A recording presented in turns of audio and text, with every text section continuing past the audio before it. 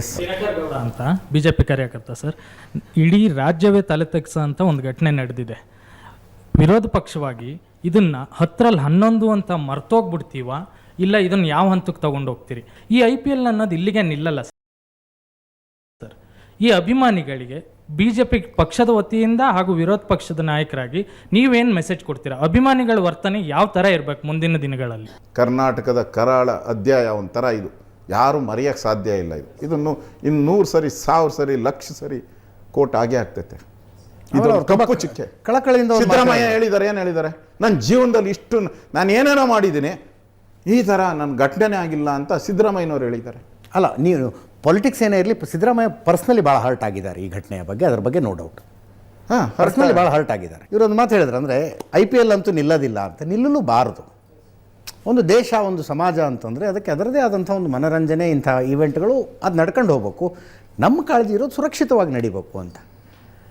ಎಂಟರ್ಟೈನ್ಮೆಂಟ್ಗೋಸ್ಕರ ಪ್ರಾಣಗಳು ಹೋಗಬಾರ್ದು ಅನ್ನೋದಷ್ಟೇ ನನ್ನ ಕಾಳಜಿ ಇರುವಂಥದ್ದು. ಮುಖ್ಯಮಂತ್ರಿ, ಉಪಮುಖ್ಯಮಂತ್ರಿ ಸಿದ್ದರಾಮಯ್ಯ, DK ಶಿವಕುಮಾರ್ ಇಬ್ಬರು ಕಂಟಿನ್ಯೂಸ್ ಆಗಿ ಟಾರ್ಗೆಟ್ ಮಾಡ್ತಾ ಇದ್ದೀರಿ. ಹೋಮ್ ಮಿನಿಸ್ಟರ್ ಬಗ್ಗೆ ಮಾತಾಡ್ತಾನೆ ಇಲ್ಲ.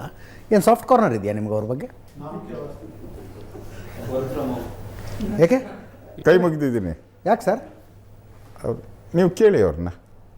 ಅಲ್ರಿ, ಯಾರನ್ನ? ಅಲ್ಲ, ಪರಮೇಶ್ವರನ ಕೇಳ್ತೀನಿ. ಪರಿಶೀಲಿಸಲ್ಲ ಹೋಗೋದು, ನನ್ನ ಗಮನಕ್ಕೆ ಬಂದಿಲ್ಲ, ಮಾಹಿತಿ ಇಲ್ಲ, ನೋಡಲಾಗುವುದು, ಕಾನೂನು ಪ್ರಕಾರ ಕ್ರಮ ತೆಗೆದುಕೊಳ್ಳೋದು. ಇಷ್ಟು ಬಿಟ್ಟರೆ ಈ ಬೇರೆ ಏನಿದೆ ಪಾಪ? ನೋಡ್ರಿ, ಅವರು ನಾನು ಒಳ್ಳೆ ಮನುಷ್ಯ, ಡಾಕ್ಟ್ರು ಒಳ್ಳೆ ಮನುಷ್ಯ, ಯಾರಿಗೂ ತೊಂದರೆ ಮಾಡಬೇಕು ಆ ಥರ ಕಿರುಕುಳ ಕೊಡುವಂಥ ಮನುಷ್ಯ ಅಂತಲ್ಲ. ಅವ್ರ ಅಧಿಕಾರನೆಲ್ಲ ತಿಂದುಬಿಟ್ಟಿದ್ದಾರೆ. ಇಲ್ಲಿ ಬೆಂಗಳೂರಲ್ಲಿ ಅವ್ರ ಮಾತು ಯಾರೂ ಕೇಳಲ್ಲ. ಯಾಕಂದ್ರೆ DK ಶಿವಕುಮಾರ್ ಅವರು ಬೆಂಗಳೂರು, ಕನಕಪುರ ಇದೆಲ್ಲ ಅವ್ರು ನೋಡ್ಕೊಂತವ್ರೆ. ಮೈಸೂರು ಆ ಕಡೆದೆಲ್ಲ ಸಿದ್ದರಾಮಣ್ಣವ್ರು ನೋಡ್ಕೊಂತ ಇದ್ದಾರೆ. MB ಪಾಟೀಲು ಆ ಕಡೆ ಉತ್ತರ ಕರ್ನಾಟಕ ಅವ್ರು ನೋಡ್ಕೊಂತ ಇದ್ದಾರೆ. ಬೆಳಗಾವಿಯಲ್ಲೇ ಕೇಳಿಲ್ಲ ಅವ್ರ ಮಾತು. ಬೆಳಗಾವಿ ಬಿಡಿ, ಅದು ಸೂಪರ್ ಸ್ಪೆಷಾಲಿಟಿ. ಅದು ಸೂಪರ್ ಅಲ್ಲಿ CMಗಳಿದ್ದಾರೆ, ಇಬ್ಬರಿದ್ದಾರೆ. ಸೂಪರ್ CM ಒಬ್ಬರು, ಸೂಪರ್ ಡೆಪ್ಟಿ CM ಒಬ್ಬರು, ಇಬ್ಬರಿದ್ದಾರೆ ಅಲ್ಲಿ. ಸೊ ಅಲ್ಲಿ ಕೇಳಲ್ಲ. ಅದಕ್ಕೆ ನಾನು ಹೇಳಿದ್ದು, ಪಾಪ ಅವರು ಒಳ್ಳೆಯರು, ಅವ್ರಿಗೆ ಕೆಟ್ಟದ್ದು ಮಾಡಬೇಕು ಅಂತ ಏನೂ ಅನಿಸಲ್ಲ. ಅವ್ರಿಗೇನು ಅಧಿಕಾರನೇ ಕೊಟ್ಟಿಲ್ಲಲ್ಲ ನಿಮಗೆ. ಅವ್ರಿಗೂ ಕೋಪ ಇದೆ, ಅವ್ರಿಗೂ ಈ ಸರ್ಕಾರದ ಮೇಲೆ ಭಾಳ ಕೋಪ ಇದೆ.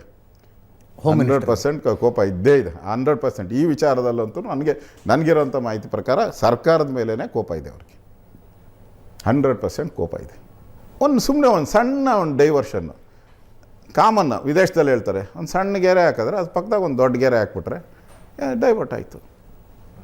ಆ ಡೈವರ್ಷನ್ ಮಾಡೋಕ್ಕೋಸ್ಕರ ಕಪ್ಪನ್ನ ಗೆದ್ದೋರ್ನ ತಗೊಂಡು ನಮ್ಮ ಪಕ್ಕದಾಗ ಹಾಕ್ಕೊಂಬಿಡೋದು. ಗೆದ್ದವ್ರನ್ನ ತಗೊಂಡು ತಬ್ಕೊಂಬಿಟ್ರೆ ನಾನೇ ಗೆದ್ದಂಗೆ ಜನ ಅನಿಸ್ತಾರೆ. ಅಲ್ಲಿ ಬಂದಿರೋರು ಯಾರು? ಎಲ್ಲ ಯೂತ್ಸು.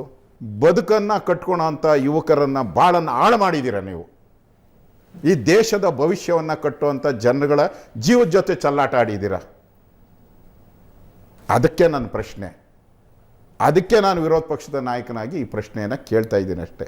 ಇದರಲ್ಲಿ ಅಶೋಕಂದು ವೈಯಕ್ತಿಕನೂ ಇಲ್ಲ, ಯಾವುದೂ ಇಲ್ಲ. ನಮ್ಮ ಹೋರಾಟ ನೋ ರಾಜಕೀಯ. ಹೆಣದ ಮೇಲೆ ರಾಜಕೀಯ ಮಾಡಲ್ಲ. ಹೆಣ ಹೊರಟೋಗಿ ಅವಾಗೆ ಆ ಮಣ್ಣನ್ನು ತಬ್ಕೊಂಡಿದ್ದಾನೆ, ಆ ಮಣ್ಣಿನ ಮೇಲೂ ರಾಜಕೀಯ ಮಾಡಲ್ಲ ನಾವು.